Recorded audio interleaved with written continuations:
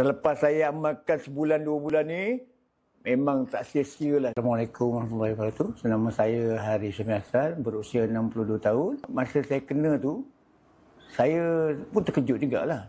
Jadi saya pergi ke doktor dan saya cek bacaan sehingga tak boleh baca. Kata orang terlalu tinggi. Patutlah bila masa saya seorang kontraktor, masa saya buat kerja pun saya tak larat. Nak mengangkat hammer pun tak larat. Saya rasa ni, apa teruk sangat ni saya.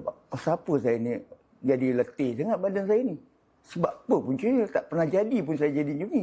Alhamdulillah juga lah bila dia bagi ubat tu ada juga penurunan lah. Tapi tak turun tak drastis sangat lah. Tak adalah turun yang kata orang yang membanggakan lah. Kan? Cik Aris, jadi dengan cerita sekarang amalkan bertiga serangkaian ni kan? Ya. Cik Aris jumpa mana? Macam siapa yang kenalkan bertiga serangkaian ni? 3 serangkaian ni saya tengok dekat Facebook lah. Jadi saya tengok dekat Facebook, banyak yang komen-komen dalam tu menyatakan bagus. Jadi saya cubalah. Kalau kita tak cuba, kita tak tahu.